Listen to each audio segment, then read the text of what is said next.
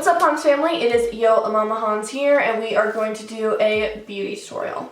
Not really a beauty bitch, and I don't usually do beauty tutorials because they're not my favorite, but this palette called for it, okay? So we gotta do that shit. This is the Manny MUA Makeup Geek palette. If you guys don't know who Manny MUA is, you need to go check him out. He's the shit. Man and I have actually been friends for quite a while now, pretty much throughout our, or most of our, I guess, social media with makeup journey. We actually did a couple collabs a long time ago when we first started with just a few thousand followers, and it's really funny to look back on those now because we've both grown with our artistry and where we are now so much, so it's really awesome to kind of look back and see how far we've come. He inspires me to work harder. He's worked his ass off to get where he is, and it's just really awesome. He's a badass fucking dude, alright? You guys already know my love of Makeup Geek shadows. This is nothing new. They are the shit, so pretty much with this palette, it has been the shit as well. Here are some of the swatches. I wanted to swatch them for you guys a couple different ways. This being under fluorescent lights. This is just in the lighting of my house. Next is in the sunlight. And now underneath my professional lighting that I use to film with.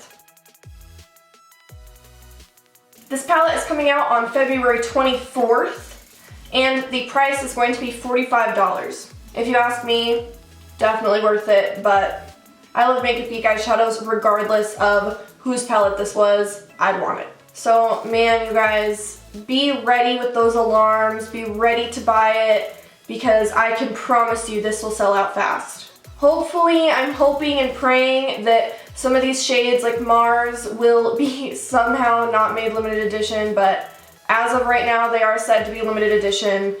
But damn, I'm gonna hit pan on Mars pretty fucking quick, so let's hope not. For this tutorial, I wanted to utilize as many of the colors from this palette as possible, so I just used them all.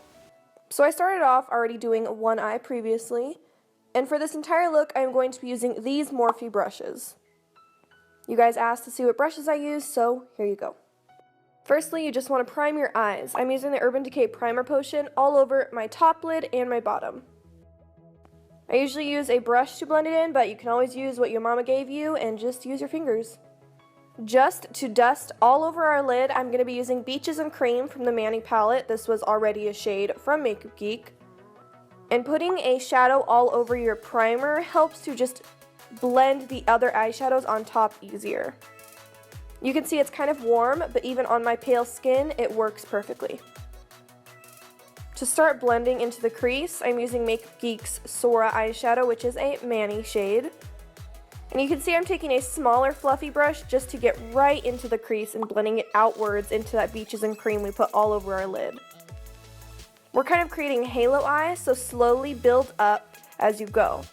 Put down a layer, blend it out, and then build it closer and closer to your crease. Going in a little darker now, we want to switch to Frappe, which is just a little bit of a darker brown that was already a Makeup Geek color. And I want to opt to a smaller brush as well, because that smaller brush will really help you get right up to that crease line you want. You can see I'm not making quite just a rounded halo. I do want kind of an outer V shape as well.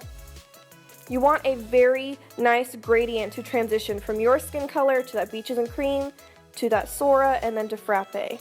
So use a fluffy brush between a larger one to blend out everything.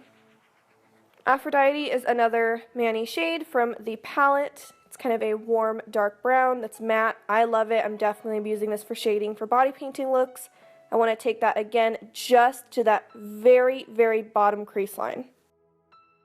You can see I'm keeping the blending to a minimum. I want the blending to just be this dark shade into that Frappe we just used. You don't want to blend this brown all over, or else you can kind of muddle up the color and gradient you've already made. Basically, the darker the color you get, the less space it's going to use up. Obviously, Beaches and Cream used up the most by going all over our lid. This APHRODITE just has a tiny little bit of space. Now onto, oh my god, the insanely beautiful INSOMNIA. This was a loose pigment for Makeup Geek, but now it's pressed in this palette. It's kind of like a pressed blue brown from MAC, but even better. I'm taking this on the lid now, on the outer and inner corners to create the halo shape, and you want to mainly tap this product instead of swiping it a whole lot. Luna is this beautiful foil eyeshadow, just like Insomnia, in the palette, and I want to use it to kind of transition from the Insomnia into the lighter center that we are going to do. So just tap this in the middle, and then use Artemis, which isn't foiled, it's just super shimmery. Very beautiful for like a brow bone highlight. We want to pop that right in the center. I did layer this a couple times just so it was super, super bright. Here I'm just kind of going over and reblending everything a little bit, making sure that, you know, the brown blends beautifully into the Insomnia, and taking a fluffy brush to do a little bit of final blends. Mars is by far my favorite in the palette. I know Insomnia is insanely beautiful, but Mars, I have been begging from this for Makeup Geek. Like, it is perfect. You guys know I love Cherry Cola and Bitten, but this is so bright and pigmented and red that, holy fuck, I love it. Obviously, like in the intro, I said I'm going to hit pan for fucking sure. But you just want to use this underneath the eye, and I'm mainly really pushing the pigment right up against my lash line, and then using a fluffy brush to blend it out so it's really smoky. Just like we did before, I am slowly building it up closer to the lash line, and I'm using some NYX White Jumbo Milk Pencil on my waterline just so it really holds this red really well. I usually hate stuff in my waterline, and I never do it, but this look I just had to try. Smoky. Alright, so my best friend Christina turned me onto this liner. It is a drugstore liner. You can get it at Target. It's from Almay, and it is their liquid liner. It is most definitely the mattest eyeliner I have ever used. It comes in this liquid form. I like to use the applicator, but I also really do like to perfect it with a brush sometimes. But man, this stuff dries super matte and stays really well as well. So I'm just drawing it on kind of thick, just a fancy little wing, you know, the usual. Coat your top and bottom lashes in mascara. And then I went ahead and popped on some House of Lashes Featherette lashes.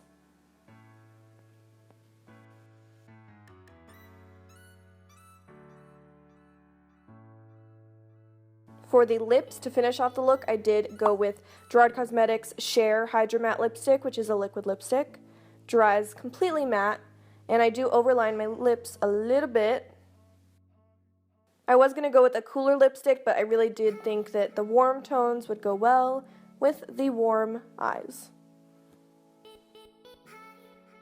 Since I overline, if you've seen my overlining video, I always set my lips with a setting powder, translucent. I'm using the Mayron Color Set powder. That's my new favorite to use. And this just helps to conceal the line that you've overlined a little bit. Damn, girl, you work it. And that is the entire tutorial. I hope you guys liked it. Make sure to check out Manny. Set your alarms for Makeup Geek. I will have all links down below to the staples that you could buy alone of the shadows, and some of my other favorite Makeup Geek eyeshadows down below as well.